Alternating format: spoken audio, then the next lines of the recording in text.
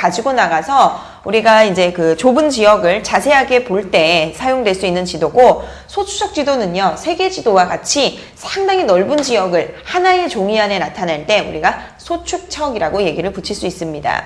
지도의 3요소 두 번째는요, 뭐가 있냐면 방위가 있어요. 방위는 동서남북과 관련된 방향인데, 지도에서는 방위가 있어야, 그죠? 어느 쪽에 북쪽이며 남쪽이고 동쪽이고 오른쪽인지 서쪽인지를 알 수 있어요. 그래서 방위는 어떻게 표시를 하냐면, 방위 표시는 이렇게 사자 표시로, 그죠? 이렇게 표시를 하는데, 이런 그 방위 표시가 없다면 우리가 위는 무엇으로 한다? 북이라고 방향을 이름 짓고요. 아래는 남이 되고요. 남. 그 다음 오른쪽은요, 동이 되고요. 왼쪽은 서가 됩니다.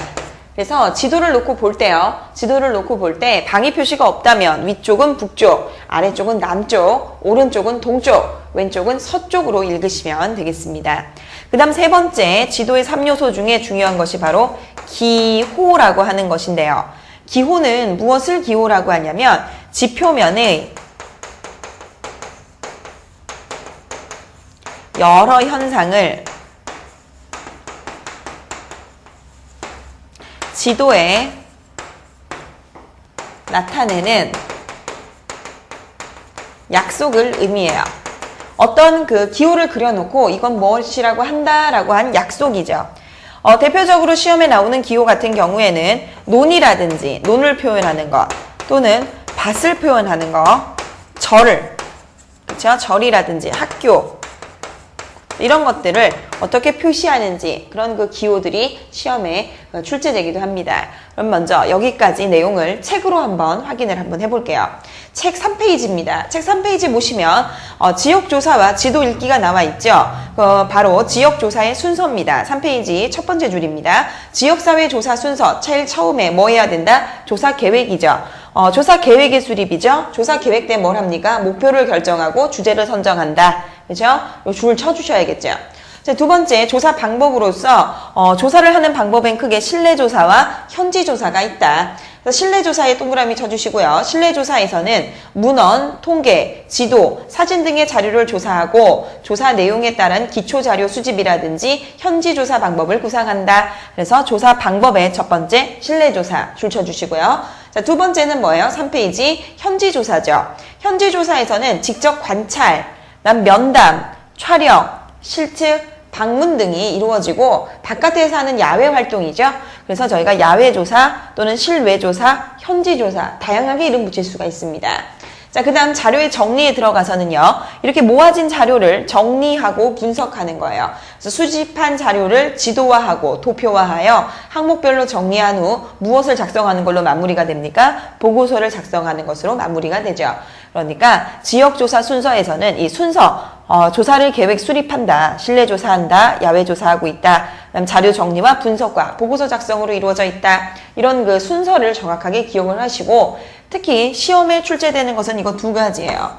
실내조사와 야외조사에서는 어떤 활동을 중점적으로 하는가, 순서와 실내조사와 야외조사 정도만 기억하시면, 그죠? 간단하게 문제를 해결할 수가 있습니다. 자, 그 다음 두 번째, 3페이지 두 번째 주제, 지도 읽기 보시겠습니다. 지도라는 것이 입체적인 지표면의 현상을 평면에 나타낸 것을 지도라고 얘기를 하죠. 그렇기 때문에 지도는 크게 3요소가 있어요. 지도의 3요소가 뭡니까? 축척, 방위, 기호죠. 그렇죠? 그래서 첫 번째, 축척입니다. 자, 3페이지 넘어갑니다. 4페이지 보시죠. 4페이지 보시면 축척이 나오죠. 지도의 3요소 중 축척입니다. 축척은 지표상의 실제 거리를 줄여서 나타낸 비율이라고 하며, 대축척과 소축척이 있다. 대축척이란 좁은 지역을 자세하게, 소축척이란 넓은 지역을 간략하게 표현한 지도이다. 그래서 거기다 꼭 줄을 좀 쳐주시고요. 자, 그 다음 방위입니다. 지도의 3요소 중 두 번째, 방위. 방위라고 하는 것은, 그렇죠? 방향을 보여주는 거죠. 지도의 방향.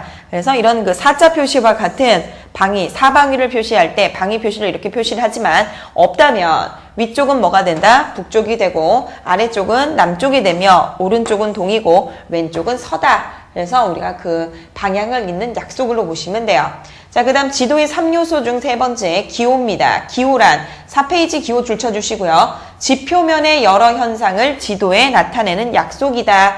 그 다음 4페이지 보시면 지도의 기호가 지금 표로 정리가 되어 있습니다. 그 중에서 중요한 건 몇 가지 보고 넘어갑니다. 뭐가 중요하다고요? 노는 어떻게 생겼죠? 이렇게 생겼죠. 밭은요, 이렇게 생겼습니다. 절은 어떻게 생겼죠? 만자 표시를 하고 있죠. 이건 절이라는 표시고요. 학교는 어떻게 그려요? 네모 반듯한 상자 위에다가 깃발이 꽂혀져 있죠.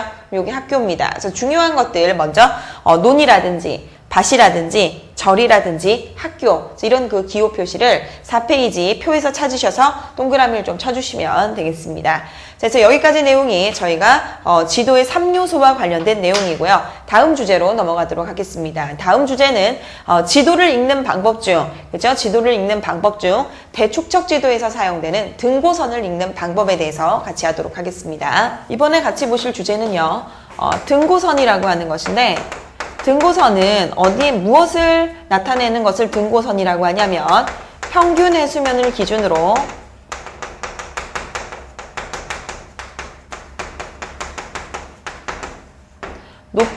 높이가 같은 지점을 연결한 선을 등고선이라고 말합니다. 등고선이란 대축척 지도에서 나타나는 평균 해수면을 기준으로 높이가 같은 지점을 연결한 선을 의미해요. 대축척 지도에서만 나타나기 때문에 저희 고검에서 기억하셔야 될 대축척 지도는 크게 두 가지가 있습니다. 바로 뭐가 있냐면 1대 25,000이라고 하는 지도와 1대 5만이라고 하는 지도입니다. 1대 25,000 지도와 1대 5만의 지도는요, 무엇을 의미하냐면, 요것이 축척이에요. 축척인데, 축척은 어떻게 읽냐면요, 앞에 있는 것, 지도상의 거리입니다. 뒤에 있는 것은 실제 거리죠. 지도상의 1cm가 실제적으로는 25,000cm다라고 하는 의미고요. 이건 어떻게 읽으면 될까요? 지도상의